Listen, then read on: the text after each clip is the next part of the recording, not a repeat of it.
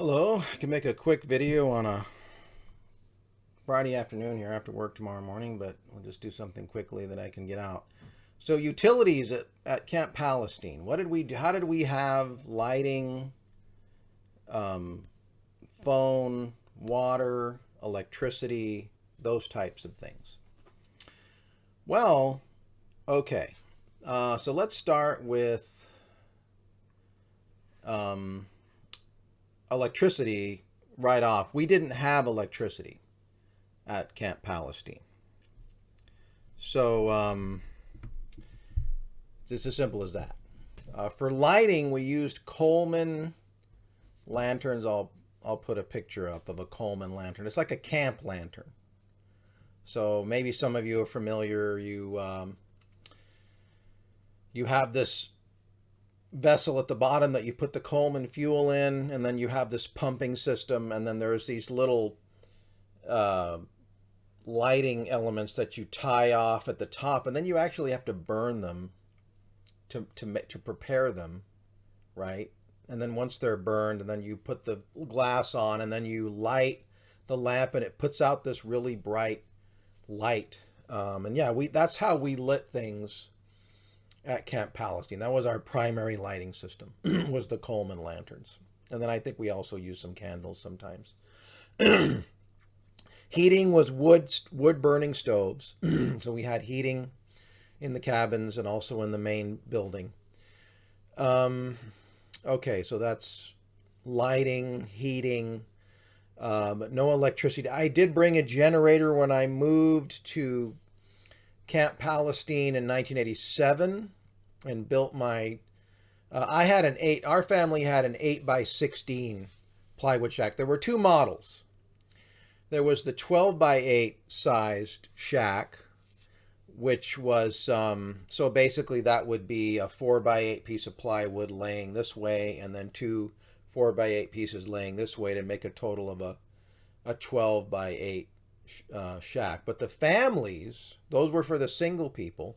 But the families, such as I had a family with my wife and my daughter, we got to build the luxury model, which was the 8 by 16 model, and it had a loft at the end where you had a bed up above like a bunk, and then underneath that's where we would put our daughter, her little crib, and that was subdivided into. So I think we were subdivided into. One half of it was something like, let's see, if it was 16 feet long, then maybe we portioned off maybe 8 feet as one half for the bedroom, right? With an upper and lower section of the bedroom, and the other half, kind of like a tiny house. You ever seen tiny houses? Kind of that idea. So yeah, and we had a wood stove there. So that was okay. So what about phone? So we did have phone service at Camp Palestine, and it was really super simply done. All that was done was the phone service was put in at the road, whatever, some kind of freaking junction box on there. I don't remember the details, but literally we strung a phone cord, got a big spool of phone wire, I guess whatever, the Radio Shack or something, and literally hooked it up at the road and strung it all the way to the back of the property through the trees. I helped do this personally, like strung it through the trees and walked through the bushes and the thick, dense undergrowth and hooked it up to the other side, strung it over branches. It was nothing sophisticated about it at all. And then hooked it to the phone line, and we had like a little phone booth, like built out of wood. We had a lot of wood available in the area. There was a lumber mill down at the corner where they had a lot of scraps that we would grab, and just anything we could get a hold of to build things out of. So we didn't have a lot of money, so we were very resourceful. Let's see. So that's phone. So lights, phone, heating. Like my wife has described, we didn't have refrigeration, right? Really. So that was out. So now water. Well, water was a big deal, and I was the water boy. I was, at least in 87.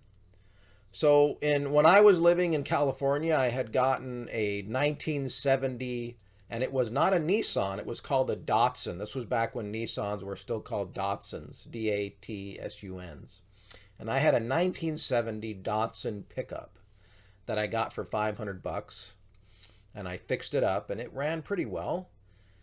And I used that truck, and we had the 5-gallon plastic water bottles, right? The ones you use to put in the water cooler. We had a bunch of those. So Perry Jones, who had, in this case, was fairly useful, he found a woman that was as close by as we could find on the way into town. Down, I've shown how to get to Palestine. So imagine going back into Palestine along that main road. There was a woman that lived along that road, and somehow Perry, I guess he probably just started knocking on doors, right? And what Perry had done is says, hey, we'll pay your entire water bill, the whole kit and caboodle. And if you'll let us just take all the water that we want, because if we're paying for all your water, then no matter how much we use, it doesn't matter. You can also use all the water you want, and we'll pay for everything. This eliminated, of course, any quibbling over how much water we were using, which didn't... we still got to get the water, but I remember one time I was getting water from her. I would back the truck up and get the jugs, and I would just start filling. It would take about an hour, to put all that water, because I would put quite a few water jugs in the back of my truck. Like 20? I remember how many pounds. I had about a ton of water. What is that? Let me see. It's 8 pounds a gallon. So 5 times 8 is 40 pounds per. Times 20? Yeah. Let's just say about 800 pounds of water. About 800 pounds of water in the back of my truck. It was riding pretty low at that point, but I didn't have to go far. And so I would load all these jugs up, and I'd have to do this twice a week. Yeah, it was like a big job. It took some time. And yeah, I'd back it up and fill all those jugs and take an hour. One time she came out and said, "You sure are taking a lot of water." I told Perry, so he took care of it. I guess he had to remind her, well, remember, we're paying your whole bill, so doesn't matter, right? Right? So yeah, I was the water boy.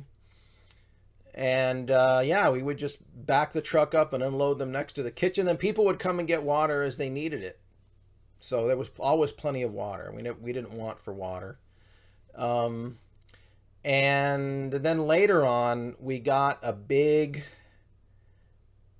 plastic giant water tank that was on some kind of trailer.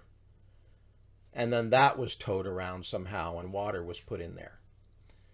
So yeah. You know what else I need to tell the story? So one of the buses, I think it belonged to the Doyle family. Yeah. There was a bus that belonged to the Doyle family that had been at the Herring House. And that bus did not have run under its own power. Yeah. So that bus had to be towed.